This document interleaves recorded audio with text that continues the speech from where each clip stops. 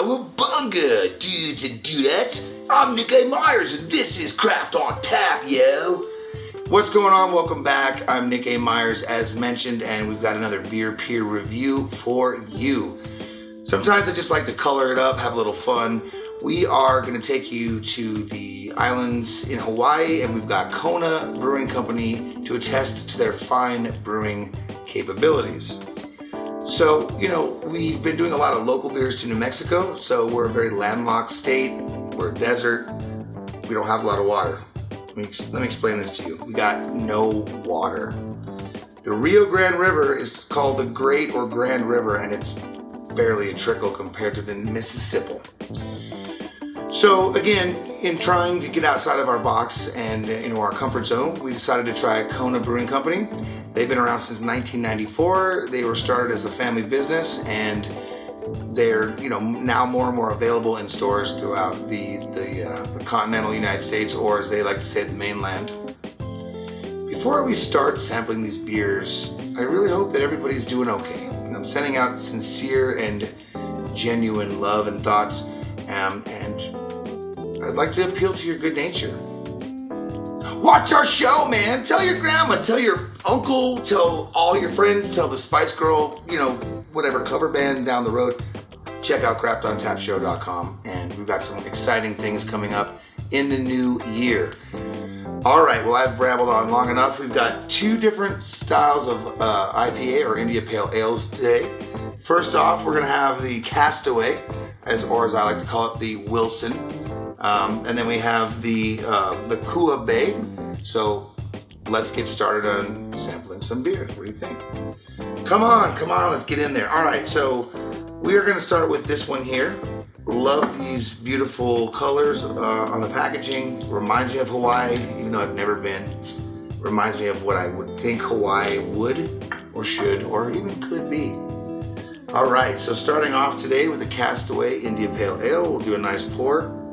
And not a lot of activity in this, a very slight amount of head, although it's building a little as I let it sit and breathe. The color on this is going to be, almost orange, but really a very different kind of a yellow, and it's very clear. I can almost see the camera through here. It smells like an IPA. I'm getting a lot of hops. I'm getting some floral. I'm definitely getting some of the wheats and malts and such, but it's a simple smelling beer. So usually that means a reliable tasting beer. Cheers, salud, whatever, pura vida, aloha, word up.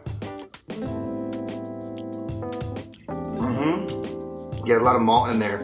Now I'm getting a lot of the pine in the citrus on this one, not a lot of bitterness. It's mostly up front when you first put it in there and you have a chance to have it roll over your tongue.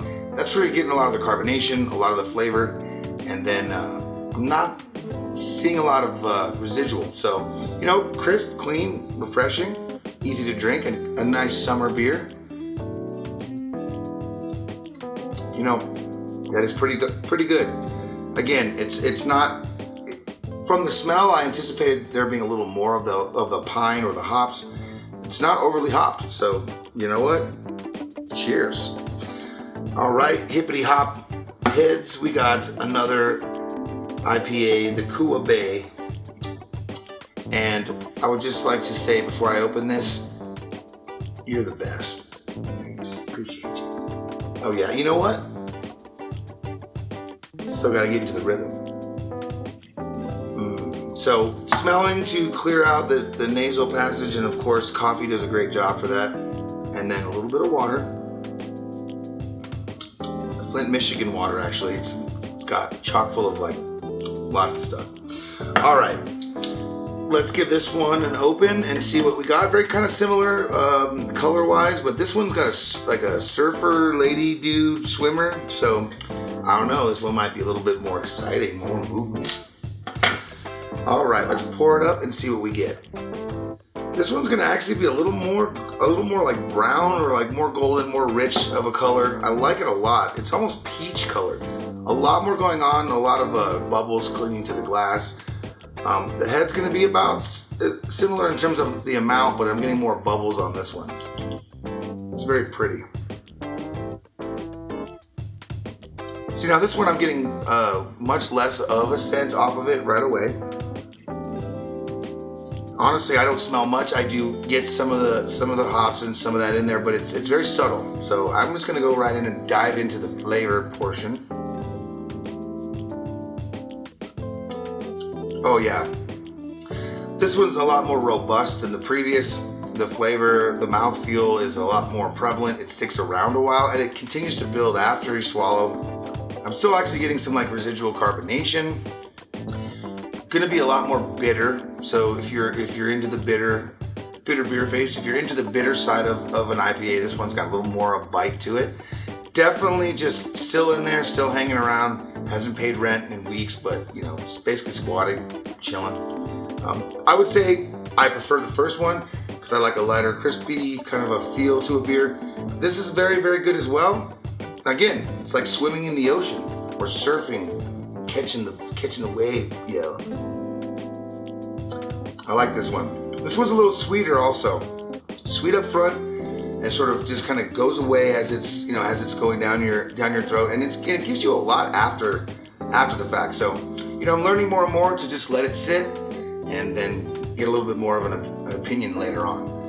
Ladies and gentlemen, boys and girls, my name is Nick A. Myers, also known as Nick FuriouStylz. I'd like to shout out Boulder Road Digital for all their fine work on this program. And I'd like to shout out our viewers and thank you all for continuing to share the word. We've got exciting new things. Stay tuned. Cheers to Kona Brewing Company. And if I'm ever in your neck of the woods, I would love to hang out, have a luau, get laid, and drink some more of your fine beer. For now, I'm Nick, you're you. See you next time. Ciao. Aloha! Cowabunga, dude!